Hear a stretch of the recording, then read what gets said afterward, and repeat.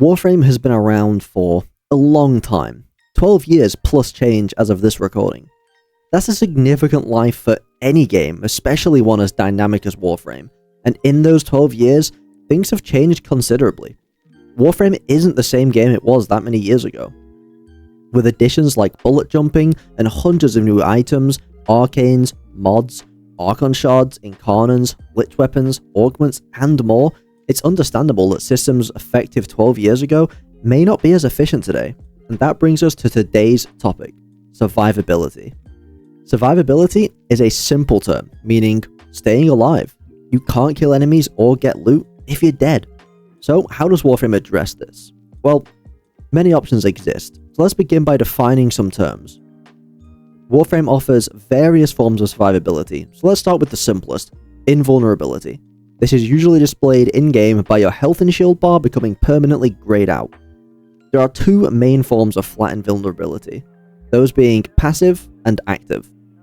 Passive invulnerability describes complete immunity to all incoming elemental damage, physical damage, or damage over time. Examples of this include Revenant's Mesmer Skin and Nyx's Absorb. As long as energy requirements are met, you're invincible. With fundamentally zero downtime and very minimal, if not no investment, it's easy to see why this is the most popular form of survivability. Active invulnerability, however, requires actions to activate it, such as abilities that provide brief invulnerability like Corvex's fourth ability or Atlas's Landslide. The invulnerability ends when the ability ends, requiring constant use, significant build crafting, energy sustain, and investment. You need to build around the ability in order to make the most of the survivability that comes with it, and it often requires a level of practice with the frame in order to master it. Shield gating is another popular survival mechanic, often achieved with mods like Brief Respite, the Augur set, or shield generating abilities such as Mag's Crush or Hildren's Pillage. It works by providing invulnerability after your shields break. This invulnerability duration scales with maximum shields being capped at 2.5 seconds, which is extendable in some frames like Hildren and Protea. This is active invulnerability, requiring constant shield regeneration. There's also a mod called Catalyzing Shields that lowers your shields by 66% and locks your invulnerability time to 1.3 seconds. When you pair this with the aforementioned ways to regenerate shields, it creates a simple loop of breaking and regaining shields in order to remain invulnerable. The purpose of the shield gate is to stop overkill damage from killing you instantly, so as long as you have even one shield, any hit, no matter how big it is, can only ever break your shields, and no damage will spill over to your health.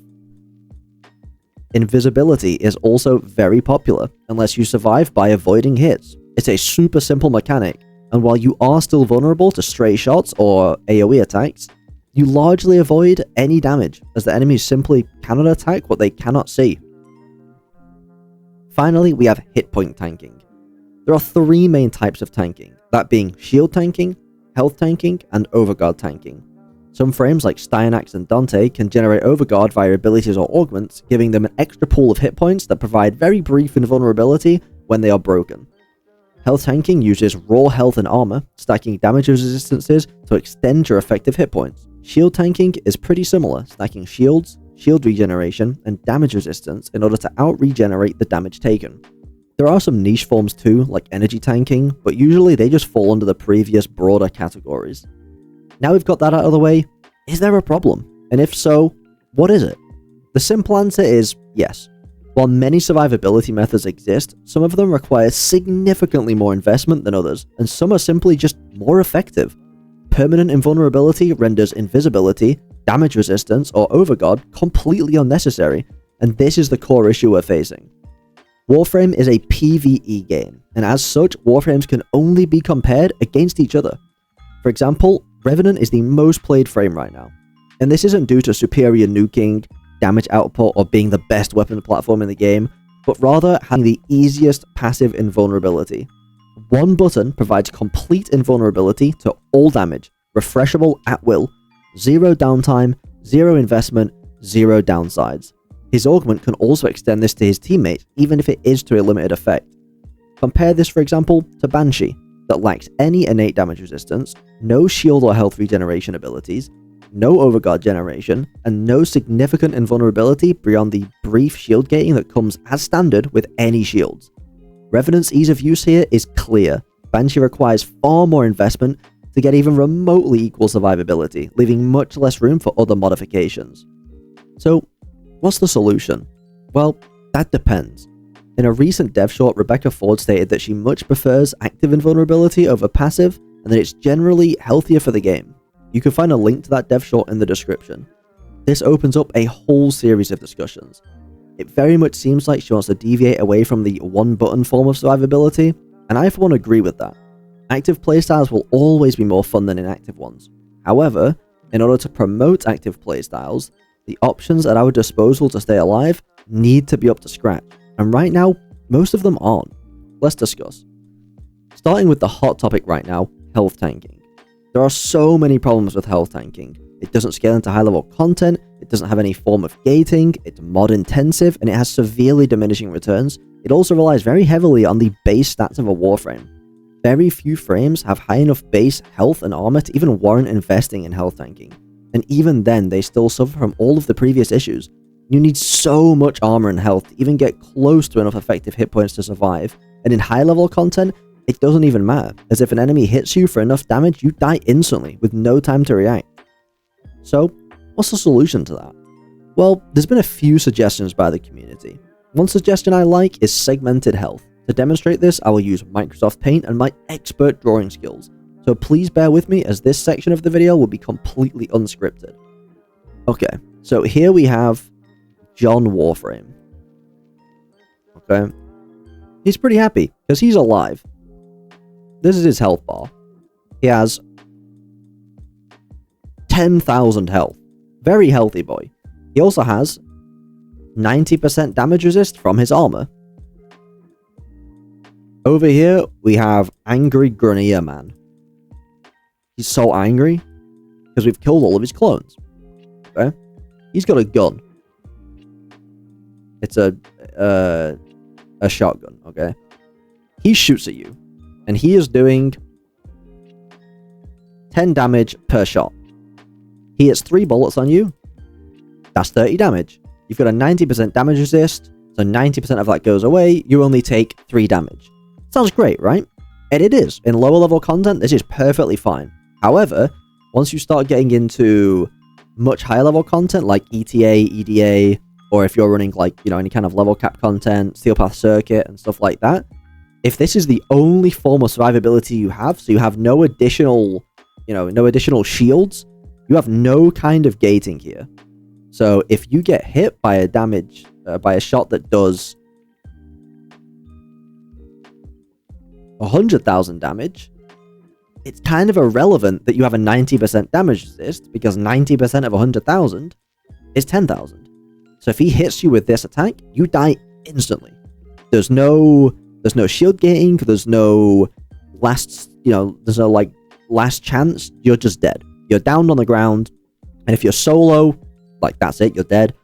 If you're with a team, someone has to come and revive you, and then the same thing is just going to happen again. And this is the fundamental problem with health tanking. Is as long as an enemy can do whatever your effective hit points are, so in this case it's 100,000, if they can do that amount of damage in one shot, you die instantly. And even if it isn't one shot, if you can't out-heal the damage incoming, so if they're doing, 1,000 damage a shot after the 90%'s been taken off, it doesn't matter, it's 10 shots to kill. And unless you're producing that much health a second, you're dead. So the suggestion I've seen is segmented health. So instead of having one continuous health bar of 10,000 health, you have it segmented. So it would be like, 1,000 health, 1,000 health, 1,000 health, 1,000 health, Jesus Christ, that's a tongue twister, 1,000 health, and so on. That way, if an enemy hits you, even if they do, this is 1,000 health per segment, even if they hit you for 10,000 damage, it can only do this much. And then they have to hit you again to do this much, and so on and so on. The problem with this, I find, is that it essentially renders the damage resist pointless. I could have 10 million armor, and that it doesn't matter, because I no longer need the armor to survive. Because even if there's a 0.1 second survivability here, or 0.2, 0.5, whatever they put it as, I think 0.5 is like the same as Overguard. So whatever they put this as, or would put this as if they implemented this, renders damage resist pretty mute. So my take on this is, instead of making armor give a damage resist, why don't we make armor dictate how many segments you have? So let's say you have a frame with 500 health, you know, pretty standard amount of health. This is what the health bar looks like now. And the armor would give you a relative damage resist, so 90%, 70%, whatever your armor is at.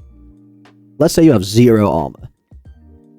With the segmented health system, this could just make your health bar look like this. So you just have 1 segment of health for every 500, for example. You would have to have like a baseline amount. Let's say you then buff that armor to 100.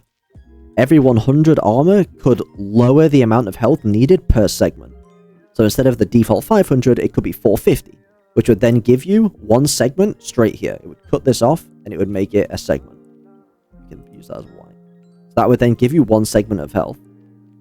Therefore, as you build into armor, if you have 1000 armor, or 2000 armor, or 3000 armor, and so on, it slowly, and it would have same diminishing returns, it would slowly start segmenting your health more and more. So you would go from 3 segments to, you know, 6 segments, and so on and so on. And the more armor you have, the more segments of health you have, as opposed to a damage resist.